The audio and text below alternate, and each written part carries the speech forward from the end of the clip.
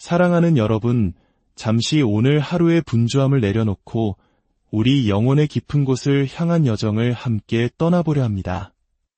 혹시 지금 광활한 바다 한가운데서 방향을 잃은 배처럼 인생의 어디로 가야 할지 막막하게 느껴지는 분이 계신가요? 혹은 나의 노력과는 상관없이 악한 자들이 형통하는 것을 보며 마음속에 혼란과 낙심이 찾아온 분은 없으신가요? 오늘 우리가 함께 나눌 이야기는 바로 그런 깊은 절망과 의심의 골짜기를 지나온 한 영혼의 위대한 고백에서 시작됩니다. 구약 성경 시편 73편에 담긴 이 고백은 수천 년의 시간을 넘어 오늘을 살아가는 우리에게도 깊은 울림과 위로를 줍니다. 본격적인 묵상에 앞서 이 말씀이 여러분의 삶에 하나님의 은혜가 되는 통로가 되기를 소망하신다면 잠시 시간을 내어 구독과 좋아요를 눌러주세요. 여러분의 작은 손길이 이 귀한 메시지가 더 많은 영혼에게 닿게 하는 선한 도구가 될 것입니다. 이 영상을 공유하는 것은 방황하는 이에게 따뜻한 등불 하나를 건네주는 것과 같습니다. 여러분의 나눔 위에 하나님의 평강이 함께 하시기를 기도합니다. 자, 이제 시편 기자의 목소리에 귀를 기울여 보겠습니다. 하나님 앞에서 내가 얼마나 어리석고 무지했던지요. 나는 주님 앞에서 마치 이성 없는 짐승과도 같았습니다. 그러함에도 나는 항상 주와 함께 있으니 주께서 내 오른손을 붙드셨나이다. 주의 교훈으로 나를 인도하시고 후에는 영광으로 나를 영접하시리니 하늘에서는 주 외에 누가 내게 있으리요? 땅에서는 주밖에 내가 사모할이 없나이다. 내 육체와 마음은 쇠약하나 하나님은 내 마음의 반석이시요 영원한 분기시시니이다. 특히 오늘 우리가 깊이 묵상할 구절은 24절의 말씀입니다. 주의 교훈으로 나를 인도하시고 후에는 영광으로 나를 영접하시리니 이 말씀은 19세기 영국의 위대한 설교가 설교의 황태자라 불렸던 찰스 스펄전 목사님의 깊은 묵상을 통해 우리에게 더욱 생생하게 다가옵니다. 그의 통찰을 따라 은혜에서 영광으로 우리를 이끄시는 하나님의 인도하심에 대해 함께 나눠보겠습니다. 시편 기자는 지금 마치 하나님이 바로 곁에 계신 것처럼 친밀하게 대화하고 있습니다. 기도의 형식을 넘어 어린아이가 아버지를 신뢰하듯 주님은 반드시 그렇게 하실 것입니다. 라는 확신에 찬 고백을 하고 있는 것이죠. 저는 주님이 그렇게 하실 것을 압니다. 저는 그것을 굳게 믿으며 그로 인해 주님을 찬양합니다.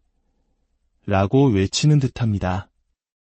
이러한 담대한 확신은 누구나 쉽게 가질 수 있는 것이 아닙니다. 믿음의 길을 걷는 사람이라 할지라도 때로는 의심의 안개 속에서 이처럼 확신에 찬 고백을 하기는 어렵습니다. 그래서 우리는 먼저 하나님, 저의 삶도 이와 같이 되게 하여 주시옵소서 라고 기도하는 것부터 시작해야 합니다. 하지만 이 진리를 어린아이와 같은 순수한 기쁨과 흔들림 없는 믿음으로 붙잡을 때 우리는 세상이 줄 수 없는 달콤한 평안을 맛보게 됩니다. 사실 이 시편 기자는 얼마 전까지만 해도 하나님의 섭리에 대해 불평하고 있었습니다. 그는 악인들이 권세를 누리며 원하는 모든 것을 이루는 반면 자신은 온종일 재앙을 당하며 징벌을 받는 현실을 이해할 수 없었습니다. 왜 선한 사람은 고통받고 악한 자는 형통하는가? 이는 오늘날 우리도 끊임없이 던지는 질문이기도 합니다. 하지만 이제 그는 그 모든 논쟁을 멈추고 하나님의 더 높고 위대한 판단에 자신을 맡깁니다. 그는 더 이상 하나님과 논쟁하는 사람이 되기를 그만두고 주님, 이제 당신께서 저를 인도해 주십시오. 저는 더 이상 눈앞의 기쁨을 좇지 않겠습니다. 저는 그 이후에 올 것을 바라보겠습니다. 라고 고백합니다. 바로 주의 교훈으로 나를 인도하시고 그 후에는 영광으로 나를 영접하실 것이라는 약속을 붙든 것입니다. 마치 오랜 방황 끝에 둥지로 돌아온 새처럼 그의 영혼은 비로소 참된 안식처를 찾았습니다. 그는 이제 주님의 발치에 다시 앉아 그 따뜻하고 사랑이 가득한 눈길을 바라보며 속삭입니다. 나의 모든 질문은 끝났습니다. 이제 저는 주님 안에서 안식하며 잠잠히 기다리겠습니다. 내 영혼은 그분의 뜻이 무엇이든 만족할 것입니다. 오늘 이 이야기가 혹시 마음의 폭풍 속에서 힘겨워하는 여러분의 영혼을 잠잠케 하고 주님 안에서 참된 쉼을 얻게 하는 통로가 되기를 성령님께서 인도하시길 기도합니다. 첫째로, 시편 기자가 왜 인도자가 필요하다고 절실히 깨닫게 되었는지 살펴봅시다. 인생이라는 여정에서 인도자가 필요하다면 이왕이면 가장 이른 시기에 만나는 것이 좋습니다. 첫 단추를 어떻게 깨느냐가 나머지 옷의 모양을 결정하는 것처럼 인생의 출발점에서 누구를 인도자로 삼느냐는 남은 모든 길에 지대한 영향을 미치기 때문입니다. 북쪽으로 가야 할 배가 남쪽으로 출발했다면 그만큼 힘겹고 고된 길을 되돌아와야만 합니다. 사랑하는 청년 여러분, 만약 여러분이 인생의 아침과 같은 지금 하나님을 여러분의 인도자로 모실 수 있다면 얼마나 복된 일일까요? 그것은 여러분의 남은 모든 생애를 선한 길로 이끌 것입니다. 마치 거대한 강물이 그 발원지인 빙하의 빛깔을 머금고 더 넓고 깊어져도 그 순백의 기원을 완전히 잃지 않는 것처럼 말입니다. 저 역시 개인적인 삶을 통해 이를 깊이 경험했습니다. 저는 종종 주님께 이렇게 고백합니다. 오, 하나님, 주께서는 저의 어린 시절부터 저를 가르치셨고 저는 이제까지 주의 놀라운 일들을 선포해왔나이다. 이제 제가 늙어 백발이 되었을 때에도 저를 버리지 마옵소서. 젊은 시절부터 주님을 나의 친구요, 나의 인도자로 모셨다는 고백은 세월이 흘러 나이가 들었을 때 하나님 앞에 더욱 간절히 매달릴 수 있는 달콤한 근거가 됩니다. 하지만 본래 인간은 인도받는 것을 좋아하지 않습니다. 어머니의 따뜻한 손길도 스스로 설 수 있다고 믿는 청년에게는 거추장스럽게 느껴지기 마련입니다. 내 인생의 주인은 나 자신이라고 외치는 것이 마치 어른스럽고 남자다운 것처럼 여겨지곤 합니다. 그러나 감히 말씀드리자면 자기 자신보다 더 나쁜 주인은 없습니다. 가장 혹독한 폭군을 섬기는 것이 차라리 자기 자신의 주인이 되는 것보다 나을 수 있습니다. 이것이 바로 하나님의 은혜가 우리의 마음을 부드럽게 하고 지혜를 주시기 전까지 우리가 깨닫지 못하는 진실입니다. 오직 성령께서 우리에게 분별력을 주실 때 비로소 우리는 우리에게 인도자가 필요하다는 사실을 어렴풋이 깨닫기 시작합니다. 어느 날 한나이 지긋한 신학 박사님이 어린아이들 앞에서 이렇게 말씀하셨다고 합니다. 사랑하는 아이들아, 나는 모든 것을 알지는 못한단다. 하지만 내가 확실히 아는 한 가지가 있지. 그것은 바로 내가 아는 것이 별로 없다는 사실이야. 이것을 깨닫는데 참 오랜 시간이 걸렸단다. 그리고 그는 이어서 말했습니다. 그리고 내가 배운 또 한 가지가 있단다. 나는 나 자신을 돌볼 능력이 없다는 것을 확실히 알게 되었지. 이것이야말로 인생에서 얻을 수 있는 가장 값진 깨달음입니다. 우리 스스로는 자신을 책임질 수 없으며 인생의 모든 길에서 우리를 이끌어줄 누군가가 필요하다는 사실을 인정하는 것. 청년 시절에 이 진리를 깨닫는다면 얼마나 좋을까요? 고통스러운 경험을 통해 비로소 자신이 생각했던 것만큼 현명하지 않다는 것을 깨닫기 시작한 분들이라도 늦지 않았습니다. 이제라도 우리에게는 우리 자신의 능력보다 더 높은 힘, 더 지혜로운 눈, 더 강한 손이 필요함을 인정해야 합니다. 시편 기자가 주께서 나를 인도하실 것입니다. 라고 고백할 수 있었던 이유는 바로 자신의 어리석음을 철저히 깨달았기 때문입니다. 동시에 인생길이 얼마나 험난한지를 알았기 때문입니다. 이 세상은 결코 우리에게 호의적이지 않습니다. 가난과 싸워야 하거나 하루하루를 위해 힘겹게 일해야 하는 이들에게 인생은 고된 시련의 연속입니다. 하지만 역설적이게도 일할 필요 없이 마음껏 원하는 것을 누리는 사람에게 이 세상은 훨씬 더 위험한 곳일 수 있습니다. 젊은 나이에 막대한 재산을 물려받고 아무런 제재 없이 마음대로 돈을 쓰며 하고 싶은 대로 다 할 수 있는 환경보다 더 위험한 상황은 없습니다. 너무나 평탄해 보이는 그 길에서 얼마나 많은 이들이 미끄러져 넘어지는지요. 우리가 순결하고 정직하게 하나님 앞에 부끄럽지 않게 살고자 한다면 우리 중 누구에게도 인생길은 결코 쉽지 않습니다.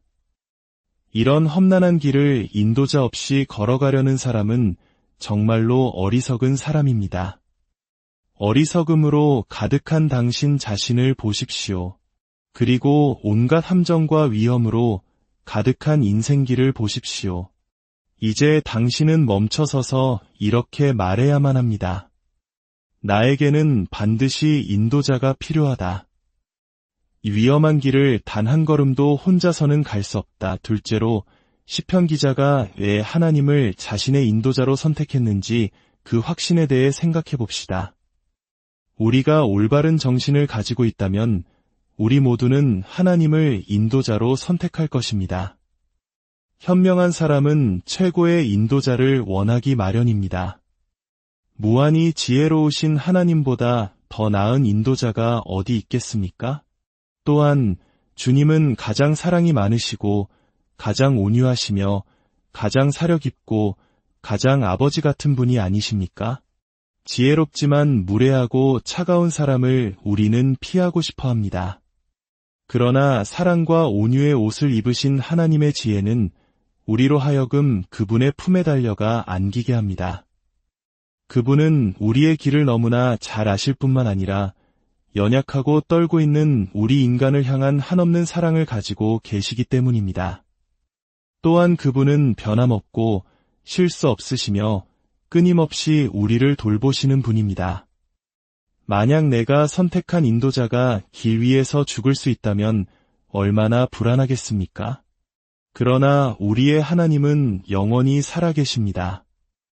처음에는 친구였으나 여정의 중간쯤에서 나를 버릴 수 있는 인도자를 선택하는 것은 어리석은 일입니다. 그러나 하나님은 변치 않으십니다.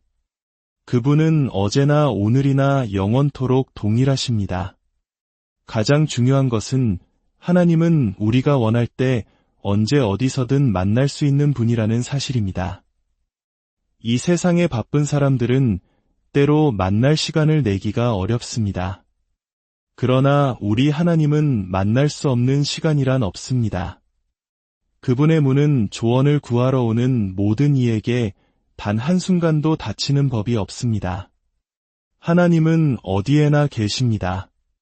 당신이 어디에 있든 그분을 찾을 수 있습니다. 무릎 꿇고 기도하는 골방뿐만 아니라 분주한 일터에서, 길거리에서, 바다 위 배 안에서, 혹은 달리는 기차 안에서도 말입니다.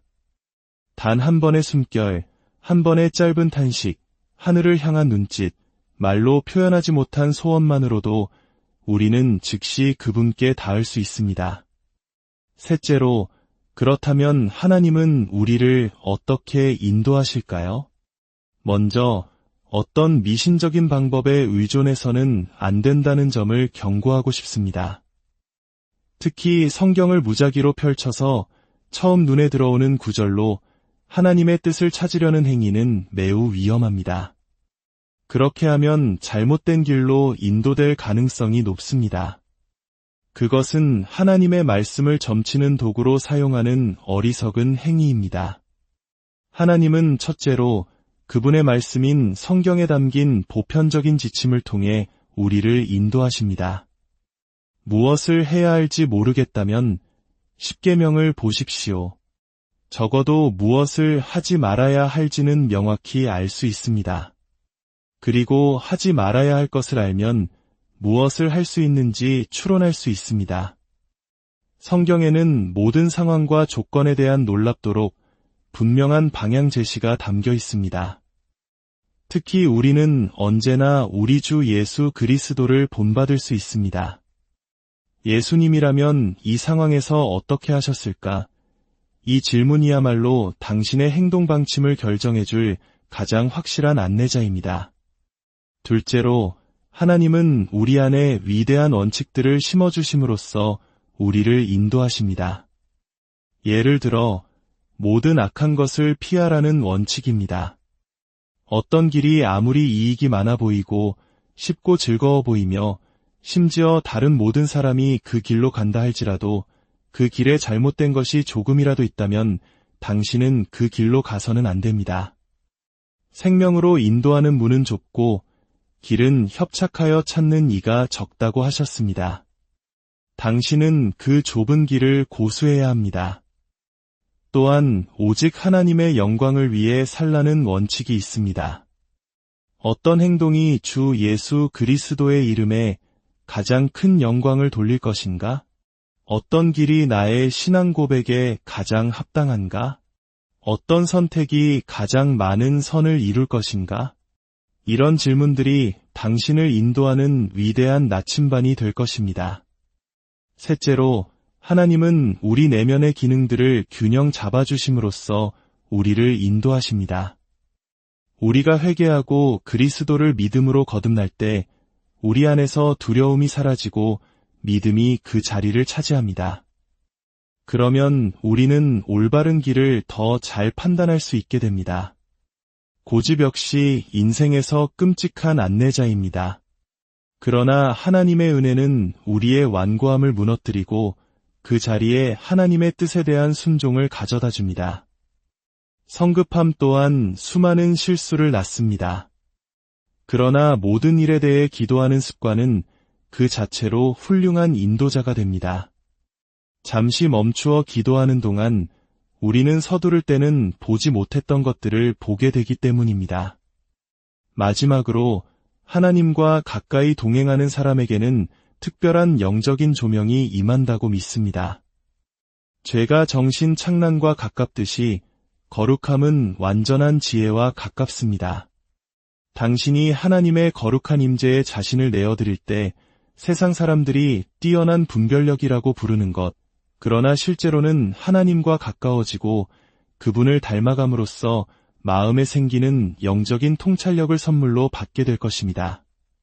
때로는 설명할 수 없는 신비한 이끌림, 즉 성령의 세미한 음성을 통해 우리를 올바른 길로 인도하시기도 합니다. 주님의 비밀은 그를 경외하는 자들에게만 나타나기 때문입니다. 이제 마지막으로 이 인도하심의 확실한 결과는 무엇일까요?